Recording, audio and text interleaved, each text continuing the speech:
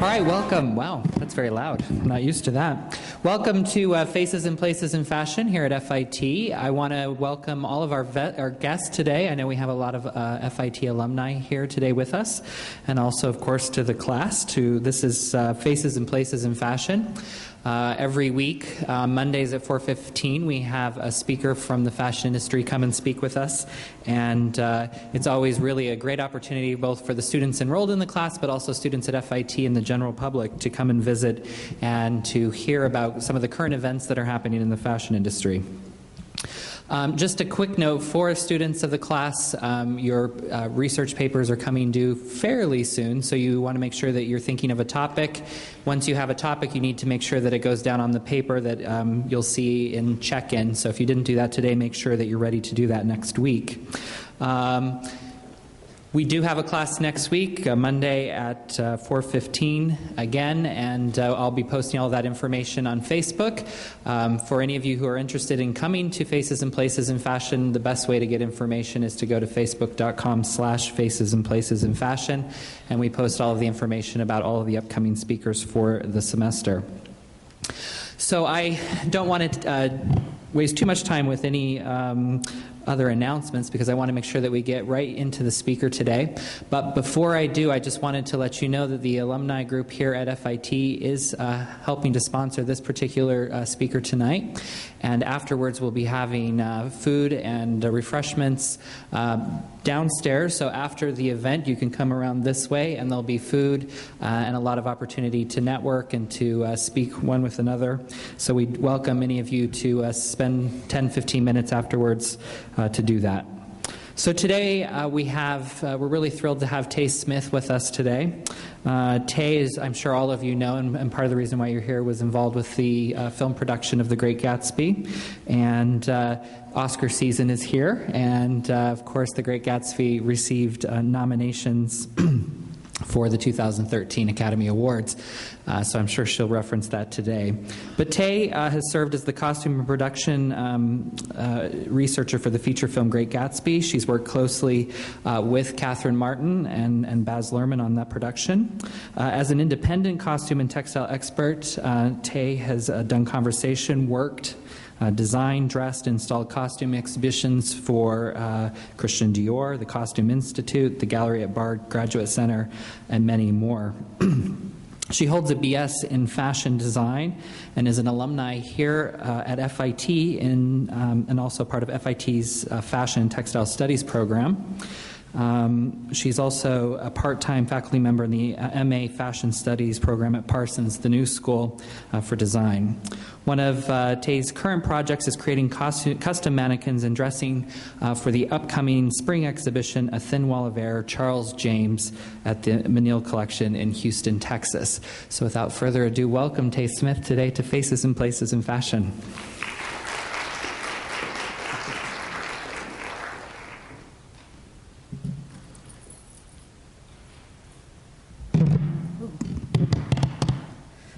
Thank you, Joshua, and thank you everyone for joining me this evening.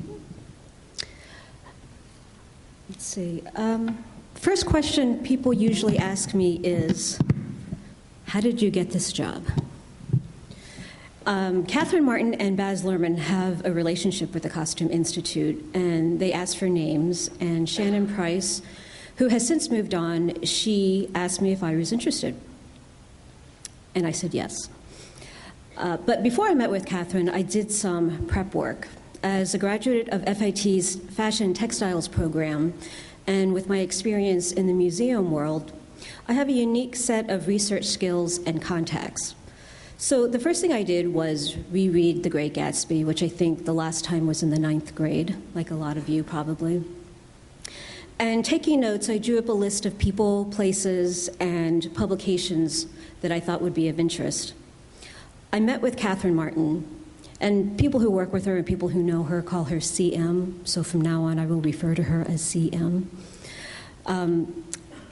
I met her in February or March of 2011, but by then a lot of research had already been done for the movie, and casting had already been chosen as well.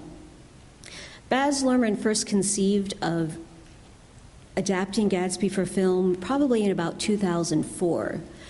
So after some research, some preliminary research in Australia, they moved their staff to New York, because, since Gatsby does take place in New York. In 2011, they moved their staff to New York.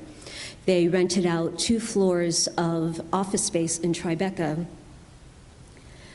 and did research on the area for a year. Then, in the fall of 2011, they went back to Australia, where all the costumes and the sets were built, and the movie was filmed in its entirety in Australia. CM was the designer for both the costumes and production, but these were very separate departments. The costume department consisted of her assistant from Australia, a stylist, an illustrator, administrative assistant, and 1 researcher, which was me. The production department had a much larger staff, and that consisted of production assistants, art directors, CAD designers, and architectural designers. During our first meeting, we went over the list I created, and she told me how she envisioned the look of the movie and what influenced her design choices. She had very specific ideas of what she was looking for. She wanted to find images of higher heels, dresses that were more fitted with higher waists and shorter hems, ways to make the look a little bit more modern, because a lot of people, well, most women, including myself, do not look good in boxy, drop-waisted garments. So she wanted to give it a little more sex appeal and a little more modernity. Then she laughed, an absurd, charming little laugh. Her voice is full of money. Her vision for Daisy Buchanan and Jordan Baker's looks were similar to mine. The designer we felt captured Daisy best was Jean Lanvin. The theme of motherhood, sophisticated yet very feminine, flowing silhouettes with gorgeous handwork and embellishments. And I'm using quotes from the book, not from the movie, because these were what really captured the look and feel of each character. And they were really the inspiration for the research that we did. And in all of the slides of the images that are not film stills, all the images are ones that I found during my research. She wore her evening dresses, all her dresses, like sportswear. For Jordan Baker, a professional golfer and the epitome of the 1920s bright young thing, I thought of Jean Patou. The long, lean, soft-tailored silhouette, deceptively simple, but closer examination reveals intricate construction that adds depth and dimension. CM was not as familiar with Jean Patou, but she loved him, and she wanted me to find anything and everything I could. So I spent a couple days here at FIT in Special Collections, photographing all of his illustrations and garments. And the illustration in the middle is from Special Collections.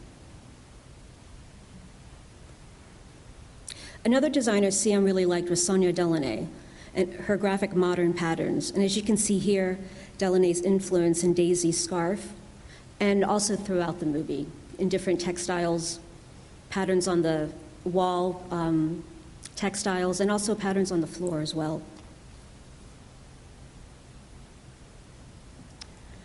And the pink suit.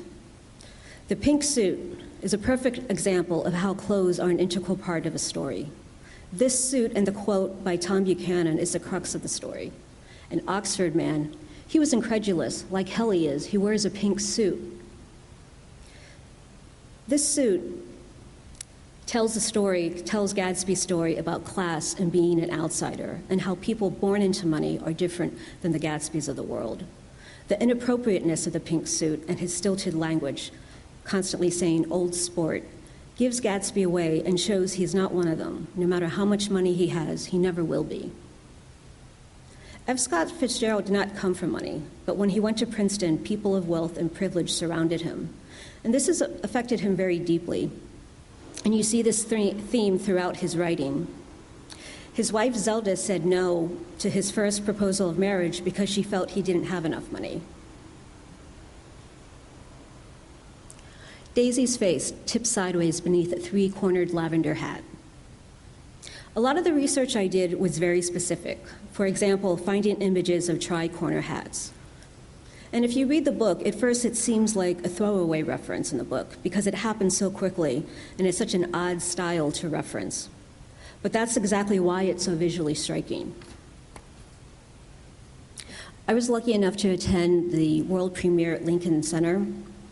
And when I saw this film still, I was really upset because all of that research I did on tri-corner hats, and they turned it into a bi-corner hat. And she looks like Napoleon. As a researcher, it was my job to find information and distill it down quickly. Usable bites, quick usable bites. People don't have time to read a paper. They need bullet points, keywords, quick references. I spent a lot of time creating documents like these, quickly absorbed, non-superfluous, 1 or 2 pages at the most.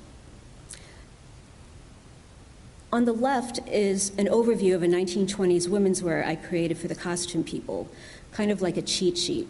Colors, silhouettes, patterns.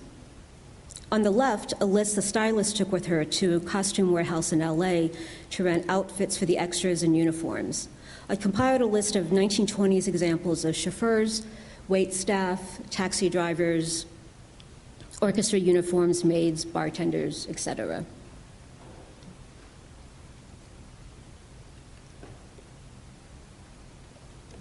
Baz had a lot of questions about telephones. And one time his assistant called me and asked, Baz wants to know if he can put a phone on a pedestal in the Buchanan's hallway. He wanted to know everything about 1920s phones, how they looked, how a phone would work, where they would be in a house. And like a lot of you know, as research team, more often than not, more research leads to more questions than answers. And I'm a fashion historian. I'm not an electrician. So this was a real challenge for me. And sorting through all the contradictory information about telephones took me probably a good 2 to 3 days.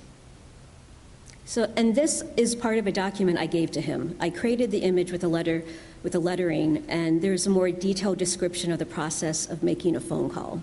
Different types of phones and images of interiors with phones. There are a lot of telephones in Gatsby, as you can see from these images, because phone conversations are a way of drawing other characters into a scene. It creates distance, tension, parallel narratives. Every time the phone rang, Daisy would be put on edge because of Tom's philandering, and Gatsby was always leaving to answer mysterious calls, reinforcing his role as an observer at his own parties. And I have to say, from now on, whenever I watch a movie, I always look at the phones. And I actually found a 1920s phones in an antique store that I bought, because I had to. So I don't know how many of you have seen the movie. I hope most of you have. But whether or not you agree with the look of the movie and the design decisions, every choice did come from a point of historical accuracy. So when there are deviations, CM or Baz can tell you what it should have looked like and why they changed it. And a good example of this is the Plaza Hotel scene. I did extensive research on the Plaza Hotel, the history, what it looked like, staff uniforms. And on the left is an image of a suite from 1908, Victorian, not very modern. And in 1922, a new wing and the Fifth Avenue entrance were added. And as you can see, much more modern, but quite sparse. The Plaza scene is a very emotional scene in the movie. It's where Gatsby wants Daisy to disavow Tom and tell him she never loved him. CM felt that the 1908 look was outdated, but that the 1922 look felt too sparse and cold for such a pivotal emotional scene. So what she created was a much more substantial, warmer look, luxe look.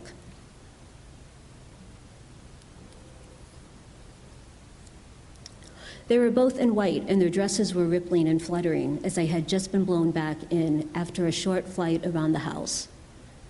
And the living room was crowded to the doors with a set of tapestried furniture entirely too large for it, so that to move about was to stumble continually.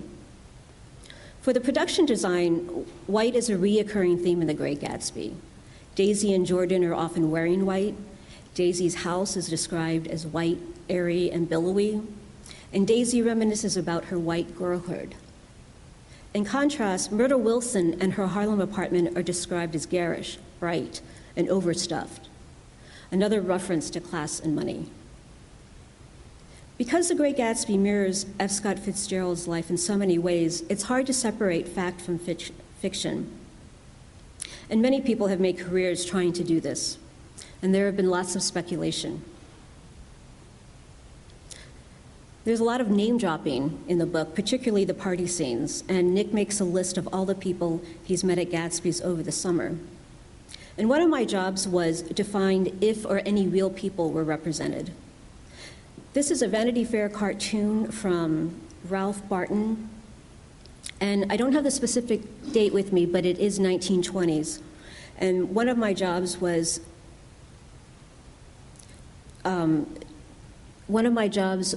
to research all of the people listed in this cartoon and see if there is anyone interesting, anyone that really was very similar to a character in the book. A pair of stage twins who turned out to be the girls in yellow did a baby act in costume. What you probably do know is that the stage twins dressed in yellow are probably Rosie and Jenny Deutsch, twins from Hungary who immigrated to America and called themselves the Dolly Sisters. Their act was too scandalous for America, so they went to Europe. And CM took a real liking to them, and they are featured prominently in the party scenes. And they would be a great subject for a movie or a research paper. His bedroom was the simplest room of all. 1920s is such a well-documented time period for the costume and accessories that it was mainly a matter of me finding images that supported CM's vision and design aesthetic. But when it came to the production research, I wasn't as familiar with interiors and decorative arts. So I turned to Jared Goss, the decorative arts curator at the Modern Department in the Metropolitan Museum of Art. And his suggestions were invaluable. And one company he brought to my attention was Sue Mayer, an interior design and decorative arts partnership formed by Andre Mayer and Julian Sue. And their art deco designs translated really well to film, as you can see here in the film still of Gatsby's bedroom.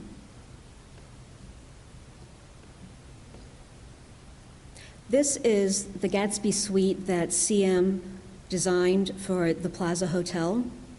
And again, here you can see the influences of Sue Mayer. And yes, it is available to reserve.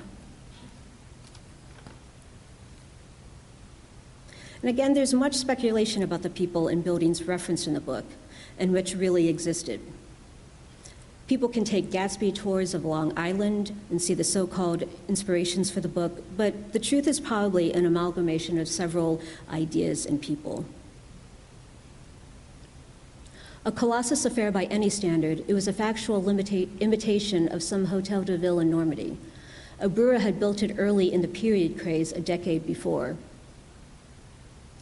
For this movie, Gatsby's house was based on Beacon Towers. Built on Long Island in 1917 by Alva Vanderbilt Belmont, like many mansions of its time, it was a tour de force of styles and time periods.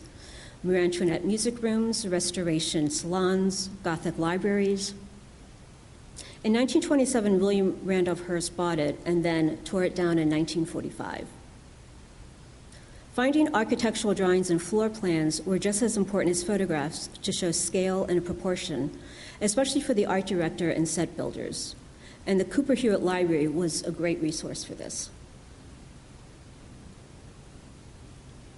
And their house was even more elaborate than I expected, a cheerful red and white Georgian colonial mansion. Daisy and Tom Buchanan's house is based on Westbury House, built in the colonial revival style in 1907 on Long Island, and it still stands today. The buildings in the building in the movie is actually Baz Luhrmann's high school with some CGI added.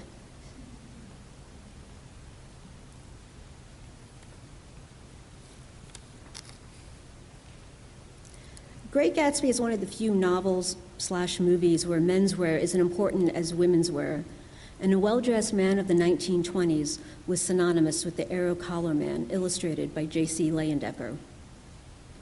The arrow collar man was the equivalent of today's movie star or Calvin Klein model, but with that all-American wholesomeness. CM really wanted to have a large arrow collar ad in Times Square, and as you can see, except for the addition of the Leyendecker illustration, it's exactly the same as the image I found of Times Square from 1925. And I think I found this at the New York Historical Society.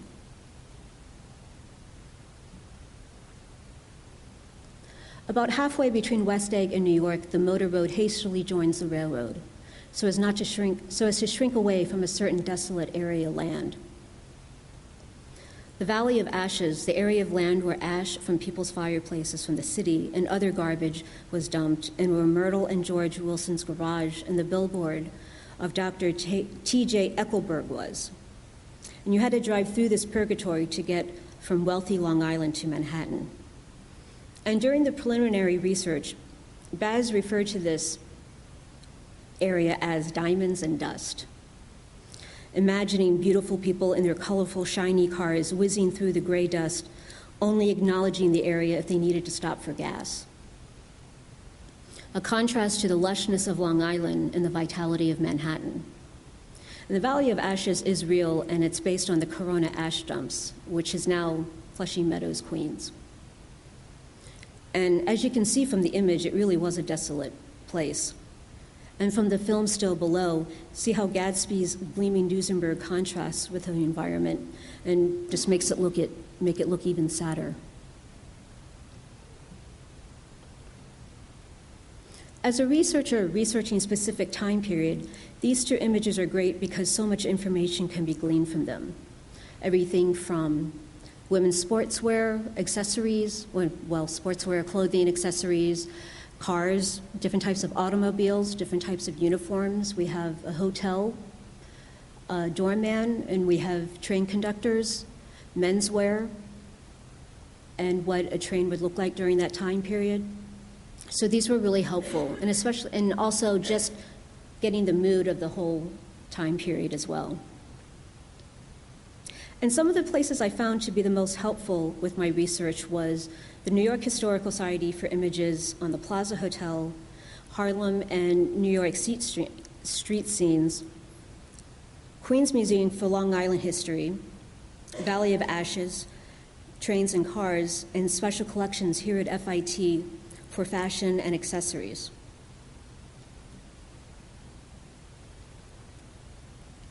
So, besides talking about Gatsby, I also do other things. And my specialty, as Joshua had stated, was really exhibiting costumes and textiles and creating mannequins. So this is just a couple examples of some past projects that I've done. For Schiaparelli and Prada and Possible Conversations, I worked with the Costume Institute's dresser, Joyce Fung, and we created invisible buckler mannequins for the Waist Up, Waist Down gallery, as well as dressing the entire show. And dressing the show, we had to be aware of the 60-year time span between the two designers, and the two periods had very distinctive silhouettes. And below are the Saks Fifth Avenue wonders I did with Christian Dior for fall 2013 Fashion Week. It was a surrealist theme, sort of like the Invisible Woman. And it was actually quite difficult to pull off. These are not buckler mannequins, but they're regular store mannequins that were carved up. And the people of Christian Dior liked the fact that I came from a museum background because they felt it elevated the quality and execution of the display. And this blending of retail and museum worlds really speaks to a trend in costume exhibitions today. Not only the display of contemporary objects that can also be found in retail stores, but also the people who work in both fields, stylists, set designers, and fabricators. So our store window is going to look more like small exhibitions, or our costume exhibitions going to look more like trunk shows? And is that a bad thing?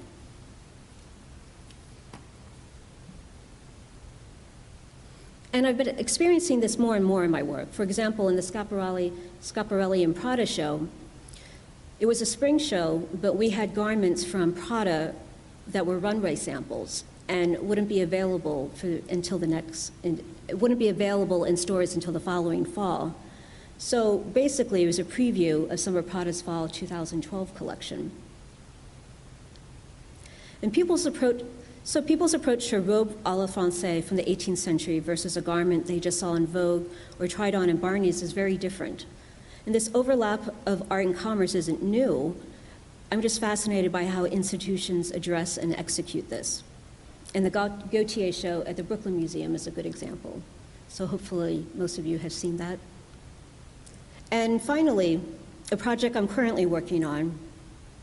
This spring, I'm creating custom invisible mannequins installing a thin wall of air, Charles James, at the Menil Collection in Houston, Texas. And I call this the other Charles James show, not to be confused with Charles James Beyond Fashion at the Costume Institute, which is also opening this spring. The Menil collection was created by Dominique DeMille, and her modern art collection forms the foundation of the museum. She was a close friend and client of Charles James, and the exhibition will showcase her custom-made James garments. And this is the first costume exhibition by the Menil, and the challenge will be relating the garments to the rest of the predominantly non-textile collection. But with his dynamic lines and architectural structure, James is an ideal designer for this museum. And as obscurely as it had begun, his career's tumultuo was over. Thank you.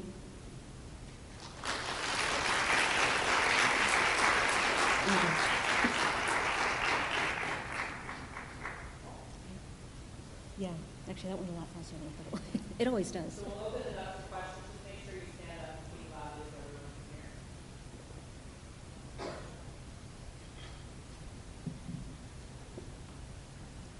can hear. Hi.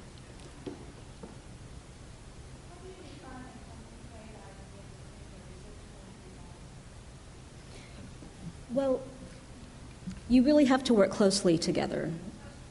Oh, I'm sorry. How do you communicate the ideas between the researcher and the designer?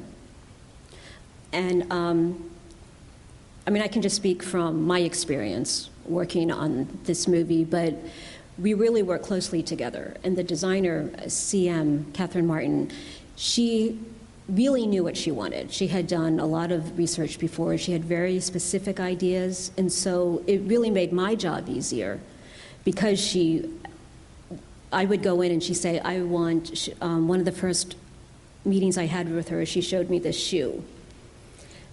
And she said, can we find, it was a contemporary shoe. She said, can we find an example of this shoe from the 1920s? Because again, like I said, even though they deviate from, it's not a literal translation of the 1920s, everything is, they know what they were looking at, and they know what the 1920s looks like. So even though that shoe may not have been from the 1920s, they knew what the original looked like and how to change it.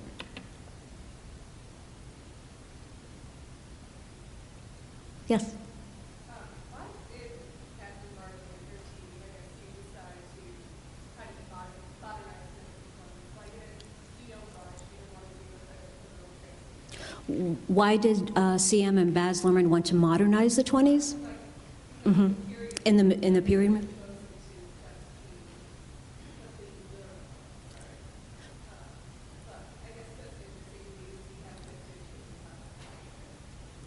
Well, if I will watch a movie just for their costumes.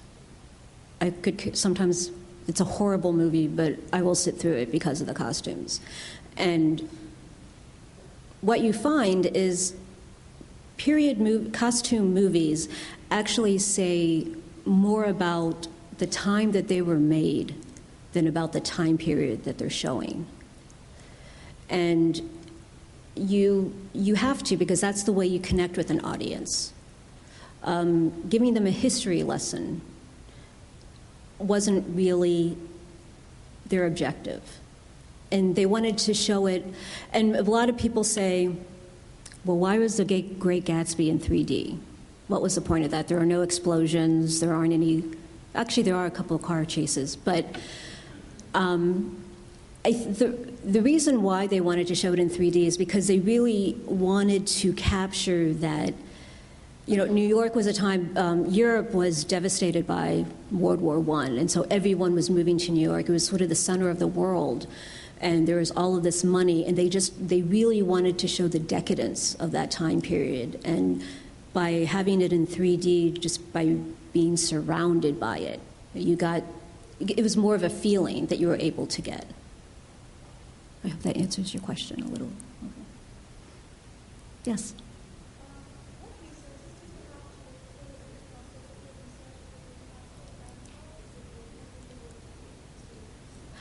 What resources did I look through for The Great Gatsby?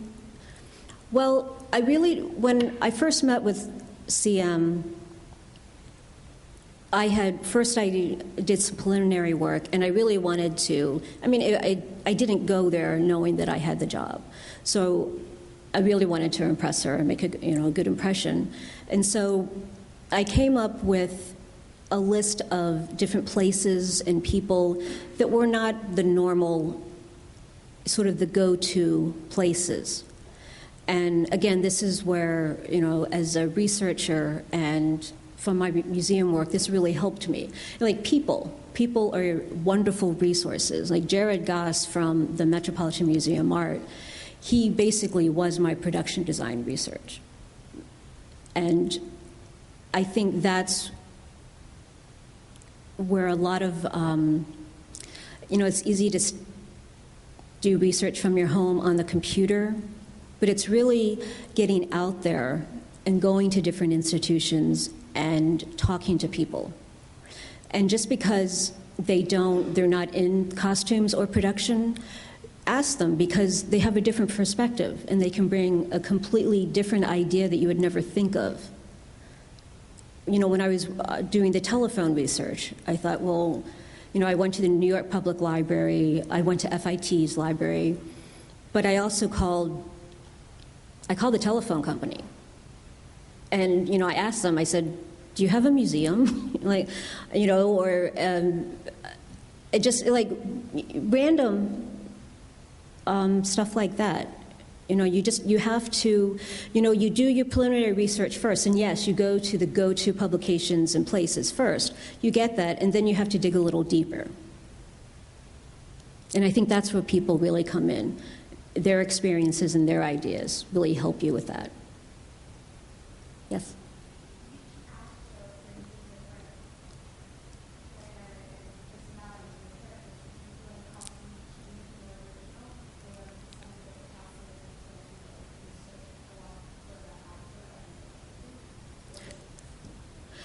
Well, for this movie, I can't speak for Baz, but I think he had these actors in mind from the beginning. He had worked with Leonardo DiCaprio before, and I think he really could not see anyone else playing him. I think Carey Mulligan did a great job as Daisy Buchanan, because in the book and in other versions of the other movie versions, which I have not seen and still to this day I haven't seen, because I didn't want it to cloud my research.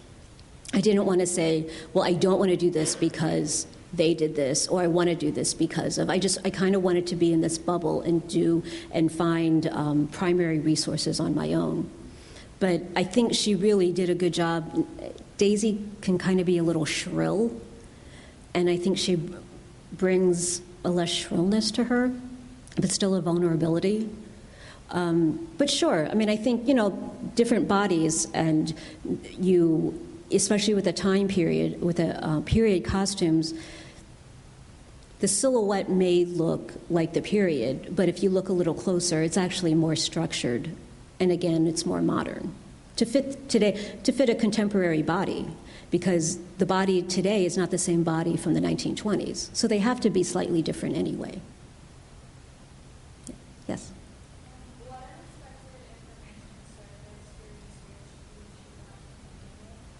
What unexpected information surfaced? in my research that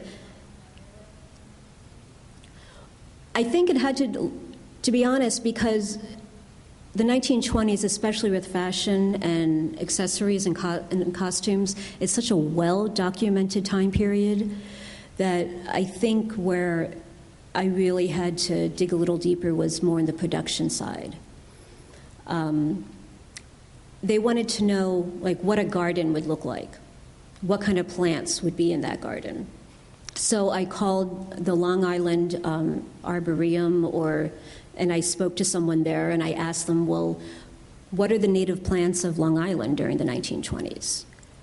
But at the same time, that's important. It's important to know what the native plants were of the 1920s, but at the same time, people like Gatsby and all the other wealthy people on Long Island, what makes their look was to impress. So they had plants that were not native, that they had to have people full-time to care for these plants, to care for their gardens, and that just showed another level of richness and in the class system. So the more you can have, the more exotic it is, the better. So then they wanted to know, well, okay, so the native plants, then what else was there? So, like different exotic kind of plants, different exotic animals, menageries. They like to have little menageries in their gardens as well. And again, the telephone, stuff, things like that. And a lot of architectural details that I hadn't really paid attention to. And we were really trying to find blueprints of beacon towers because it no longer exists. But unfortunately, there is a museum of architecture in Washington, D.C., but they were being absorbed by the Smithsonian, and so they were closed that summer. So basically, they opened, and their things were available, their information was available as soon as they left for Australia. Yes?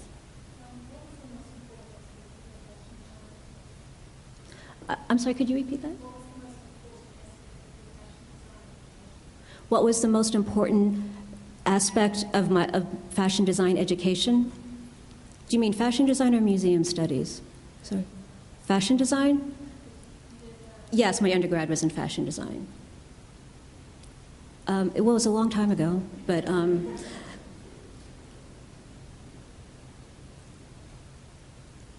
well, I went to Drexel University.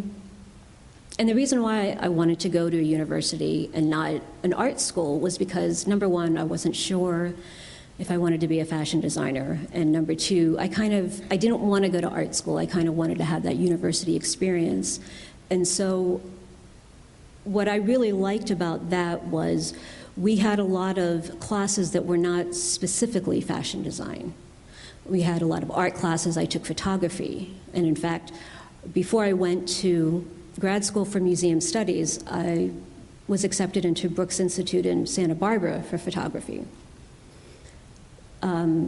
Just a lot of other, you could take electives, archaeology, all of these other inspirations that you can bring to your design aesthetic instead of just being so focused on fashion design. And especially now, you can see like other, people, it's so global, and people's influences are so global, and I think that really helps with that. Yes?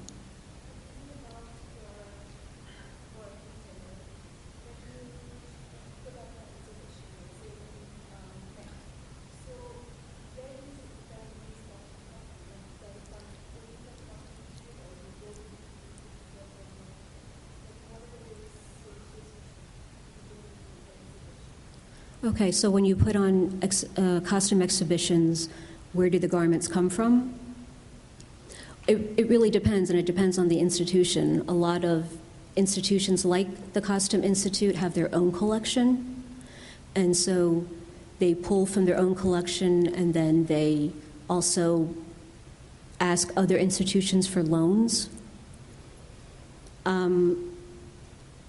last couple of projects I've worked on have been for institutions that have never done costume exhibitions. So they are, let's see, the one I did for the Museum of Chinese in America, they got collections from one institution because it was easier for them.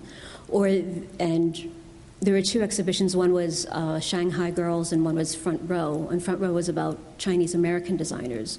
And those were all contemporary designers. Most of them have showrooms in New York. So they lent them costumes for that. But it really varies. And also it's really up to the curator, the people who are putting up the show, to be creative, to find sources that are not your normal sources, not like a museum or people who, costume dealers. You can, you can put anything in. Something that is one of your garments. You could put it in an exhibition. No one says you can't. So, yes.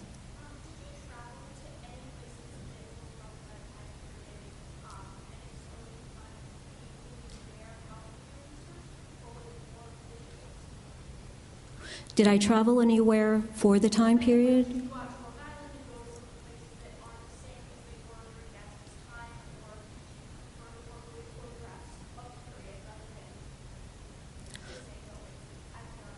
Okay. Going to the place as opposed to just finding images of them. I didn't. A lot of Baz Luhrmann and the art director and CM would, because their vision, they had the bigger overall vision, whereas my work was very specific. My work was find examples of tri-corner hats, find examples of these types of shoes. I want to know what Times Square looked like in 1922. And in fact, I couldn't go to Times Square. It's completely different. So actually for me, going to some place wasn't really as helpful as going to research centers and finding images. So, yes.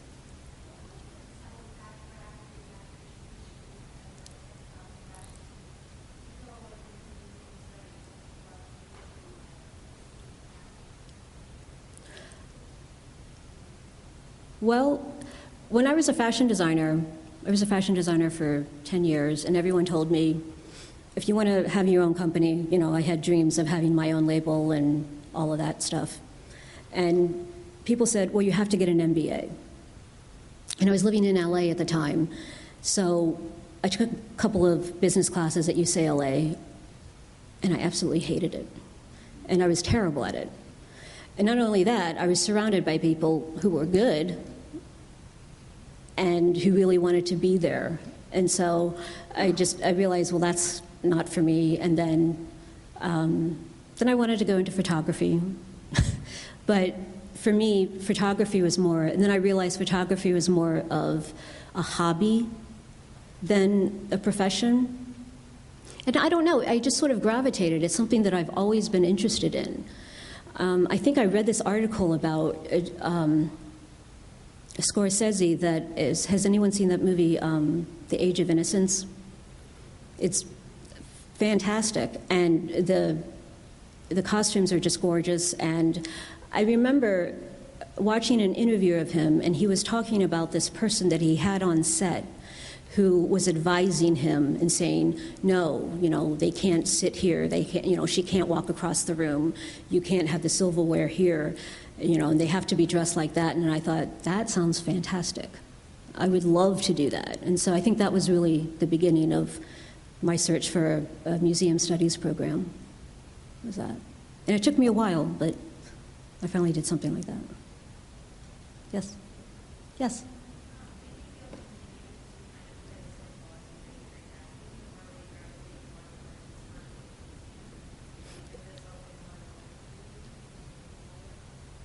Has this opened more doors for me, or, yeah? Yes, yeah.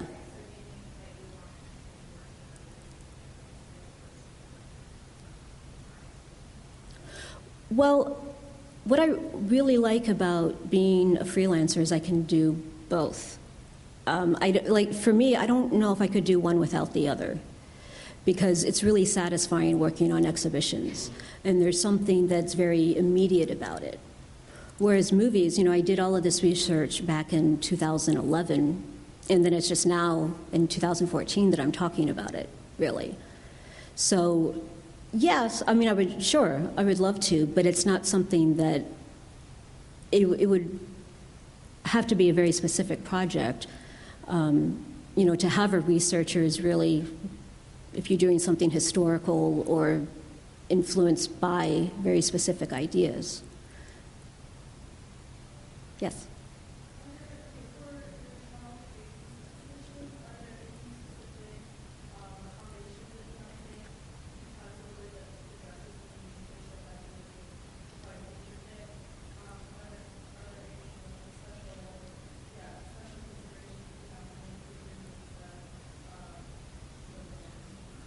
Are there, okay, let me see if I can, are there any considerations I need to think of when I'm creating the forms for the Charles James show? Right, the gowns are so heavy, and it took 3 of us to put it on a mannequin. But what I'm doing, I think there are 20 pieces, and they're not all ball gowns, they're dresses, day suits, but I'm making all of the mannequins from scratch. And what we did is I went to Houston. They have a Charles James mannequin that was the size of Dominique DeMille. And so we made a plaster cast of it, and they're shipping it to me, and I'm making buckler mannequins from that. And then once I make the mannequin and I put the garment on, I'm going to cut it away so all you see is the garment. You're not going to see any mannequin. And I think this is a really good approach for this institution because they're not a costume institution. They're modern art. And Charles James's clothes are so architectural. By getting rid of the body and really looking at just focusing on the structure of the clothes really speaks to that, the art, the sculpture of them as well. But it's a process. It's a hard process. And it's a lot of, a lot of chipping away here, a lot of adding there. It can be tedious. And, if they had a lot more money, and if I had a lot more money, then we would just buy mannequins and cut them up. But unfortunately, that's not really feasible. Yes? What was my favorite part working on The Great Gatsby and working with Catherine Martin? I think just being able to go to these places and just be encompassed by the 1920s. I mean, I love doing research. I could do research all day. Writing the paper, that's the boring part. And I just love being able to, it's like finding that needle in a haystack. And then once you find it, it's so rewarding.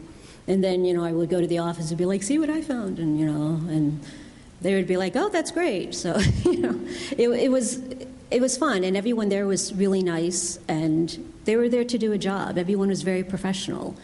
They had a certain amount of time, and there wasn't a lot of ego or attitude. But it was very busy. People put in a lot of long hours.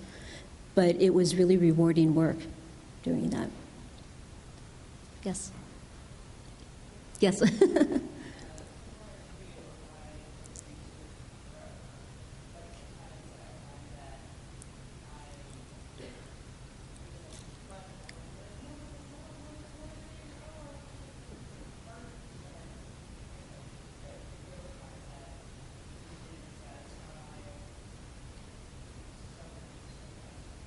All the time.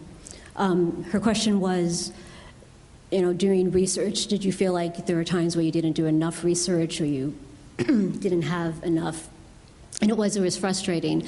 But I had to remember that my job as a researcher was not to give people reams of paper and piles of images. It was, they were busy, they were moving very quickly, and so they needed things quickly, and they needed information that they could just look at and say, okay, that's what it is, and then move on.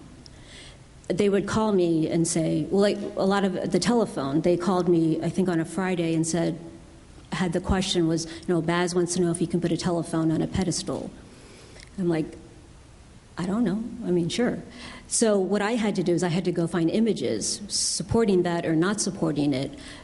But it was very quick because, to him, that's one thought, and then he's on to the other thought. So there was this constant feeling of feeling like you're playing catch-up.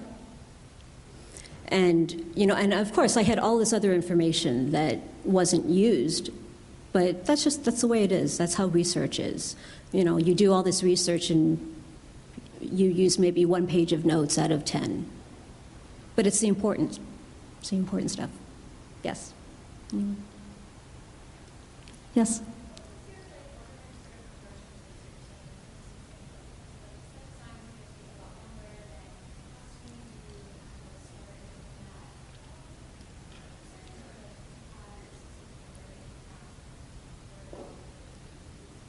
What was my process of doing the research? The order of it? It was pretty much it was basically when they needed it. They would say to me, we need this now. When the stylist went to LA to look for uniforms, I think I found out about, the day before, so I needed to put that together. It was a lot of rushing, a lot of late nights, and the thing is, all of those PDF files, a lot of that was spacing. I wanted it to look good.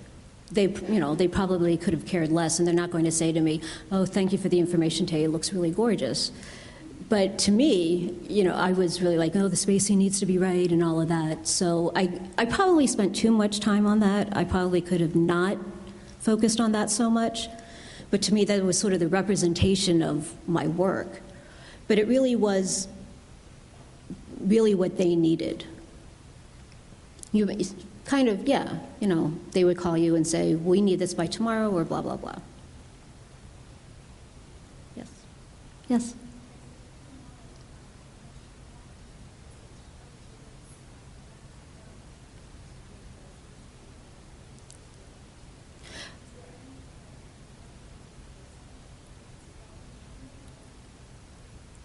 So how did I distill all the information I found? How did I distill that down? That's what took the time. And I think that's what people don't realize with doing research, that, the fun part is going out, finding the images, finding the information. Then you take that all home, and then you have to distill it down. And also, what I found when I was doing the research on the telephones, how contradictory some of the information was. So you have to figure out, just because you found it in a book doesn't mean it's true.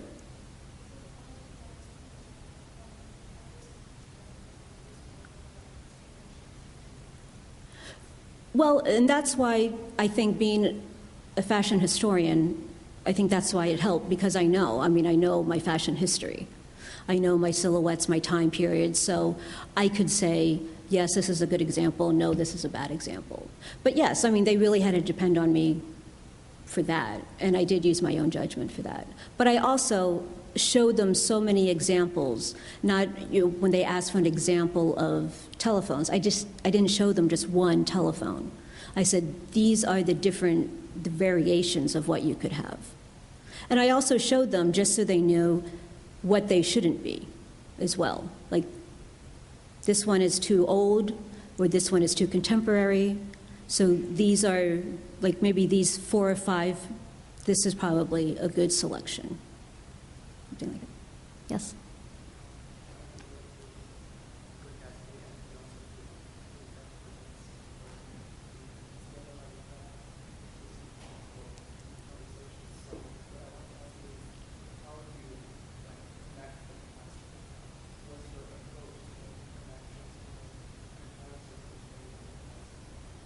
How do I make connections between the past?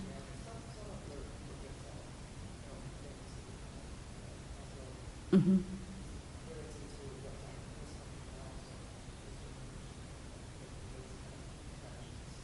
How to make connections between the past and the present? I think you really need to look at them as objects. like material culture. And in material culture, like the Charles James show, it's their first costume show that they're having at this modern art museum. But they're so sculptural and so three-dimensional, and so you can talk about that. And a person who goes into this museum probably won't know a lot about fashion. And Charles James will probably be an introductory to fashion for them. But if you talk about it as a piece of sculpture, or as material culture, and how that relates to other sculpture in the museum or other pieces in the museum, those relationships. And also, you can see in different materials from the same time period, you can see themes. Like in the 1920s, there was when they found King Tut's tomb. And there is this craze for Egyptian, well, kind of, faux garish Egyptian motifs and colors. So, and that's something else that can really bind different objects together as well. And not such a literal translation, like these are two garments, but what the history behind them and what they're trying to say as well. Yes.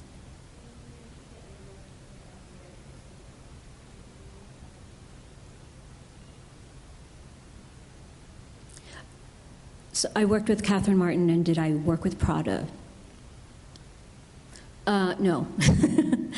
Actually, it was funny because in the Schiaparelli Prada show, Baz Luhrmann and Catherine Martin, I don't know how many people saw the show, but they actually did the videos for the show.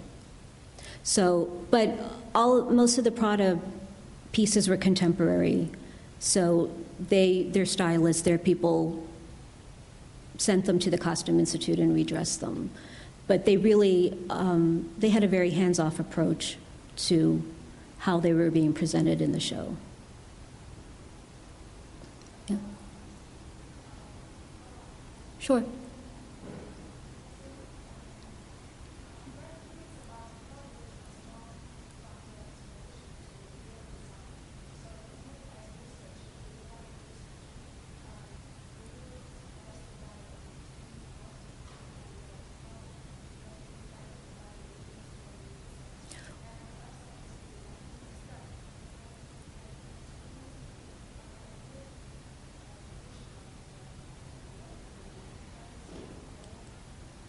So, am I surprised at how my research was translated into the movie, and how, as a designer, it's changed me as a designer? Oh, right.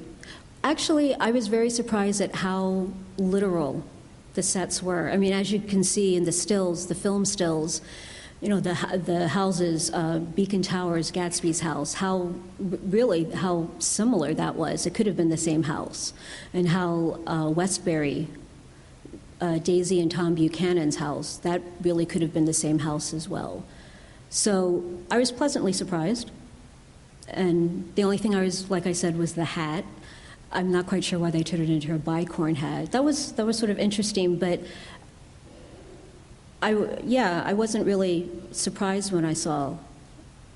I could really, and it was nice because I could really see the influences. With the parties and the dresses, I envisioned what I had researched, the images I found, and be like, oh yeah, that's exactly like the dress that I saw, the Lanvin dress, or the Patou dress. So it translated really well. And would I have done it differently? Sure, but I think everyone would. And that's why people do things like this, because they want to put their own stamp on something. Yes?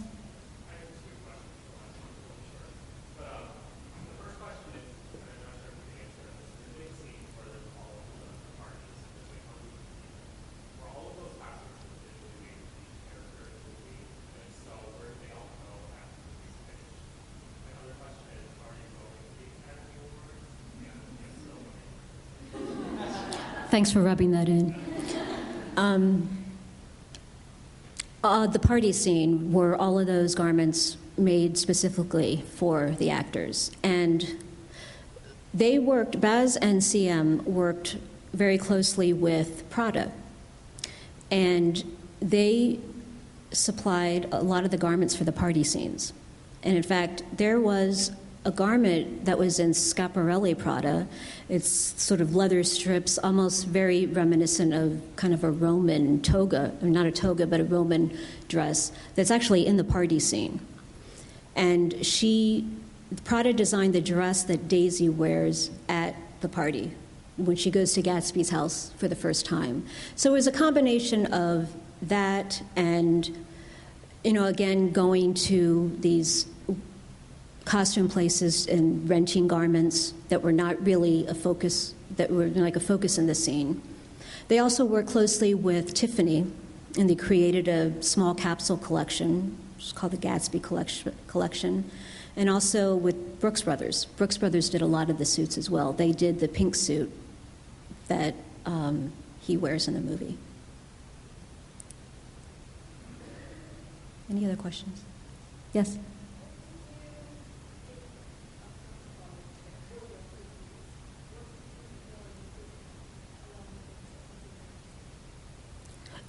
What did I take from college to the industry? My experiences? I don't know. Can I get back to you on that? It's just, you can't, you have to keep being curious. You have to go to exhibitions that aren't necessarily costume exhibitions. Go to I used to, when I had more time, and when I was a student and can get into all that's the great thing about being a student in New York is you can get in anywhere. And I would just go to an exhibition just because it sounded interesting. And it had nothing to do with costumes or textiles, but you never know where your inspirations are going to come from and where you find those connections, that connection to clothing or something. So I think it's just not feeling like you know everything. There's people who think they know it all. They don't. Yes?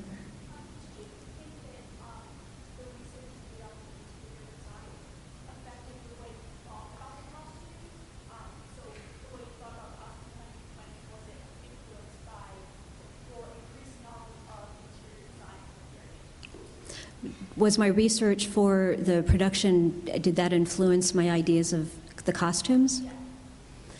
Definitely. But you can see that influence. The colors. Everything is, again, everything is connected. Garments, textiles, interiors, patterns, colors, silhouettes. It's all connected. And so you see that silhouette over and over again. You can see it in a dress. You could see it in a couch. You could see it in a sculpture. And so that's when you start doing research and you see those connections, that's when you really start to understand a time period and really understand, okay, this is the feel of it and this is what it would really look like. And, why putting something in there would look off. So I think you can't do one without the other, really. Yes?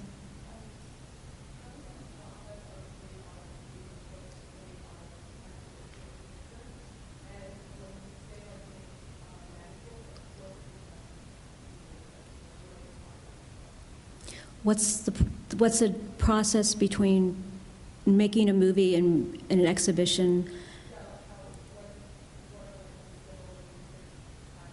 Right.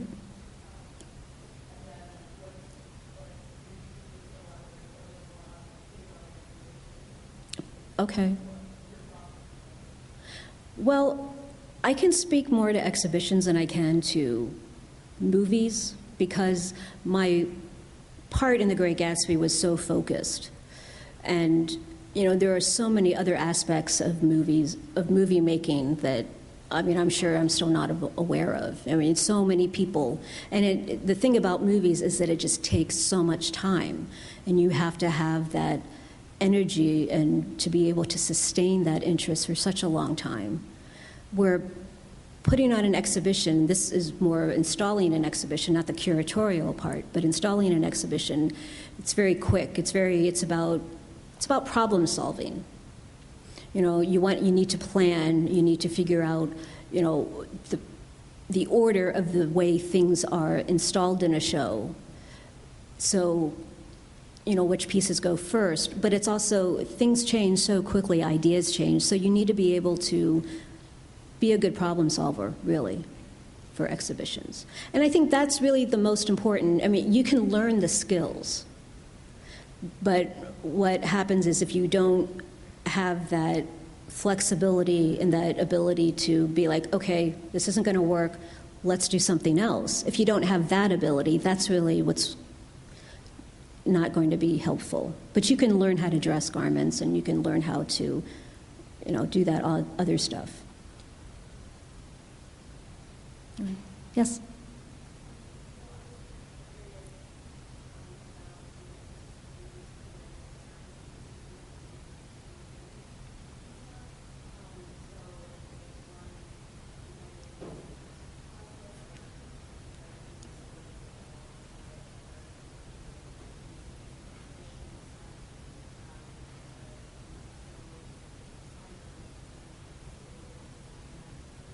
Mm-hmm.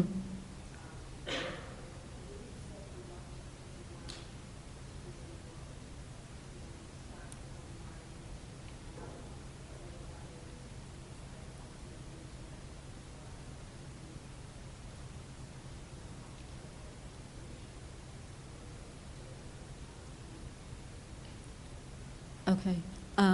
So why did I leave fashion design and go to museum studies?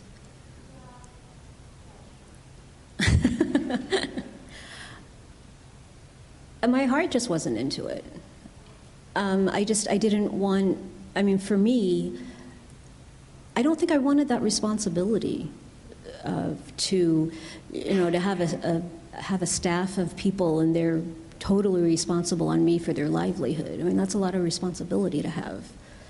And it's something, again, it's something that I think, just like photography, is more of a hobby in the end, rather than something, it's not, you know, exhibitions I could do forever, but I just got tired of it, and it just wasn't something that was really satisfying for me in the end.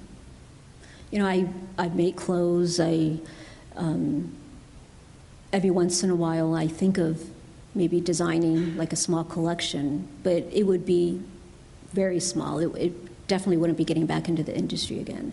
I mean, because there's all that, you know, it's really, you have to work hard. It's not glamorous at all. It's, you know, dealing with factories and jobbers and trying to find fabric and trims and, you know, fighting with someone over the price of a button and trying to get them down 2 cents. And it's a lot of work and it's in the details, and it just wasn't interesting to me anymore. Yes?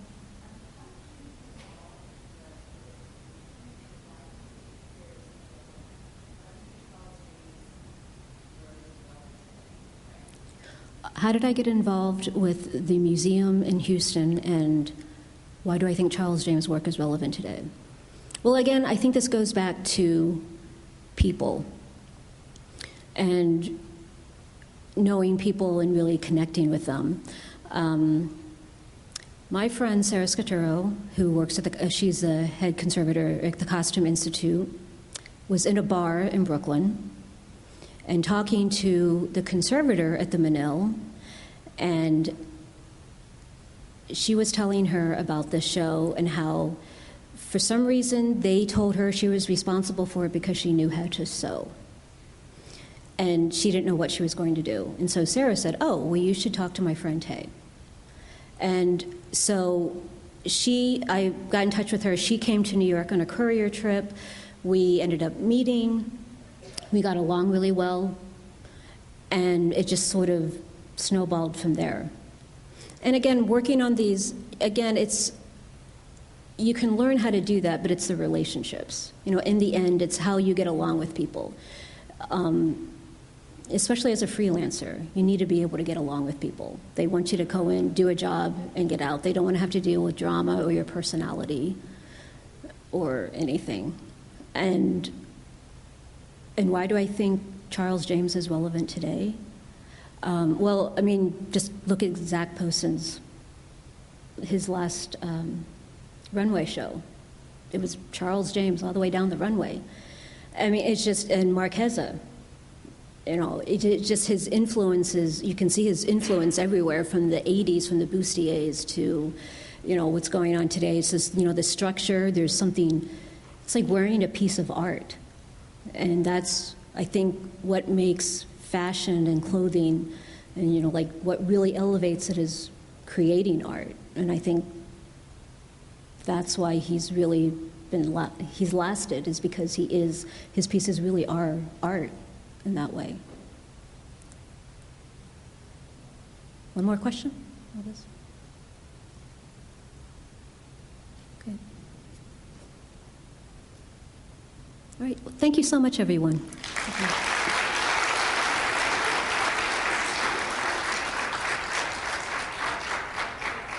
Thanks again to Tae for coming today. We really appreciate it. And of course, as a reminder, we have refreshments downstairs. Please stay, network.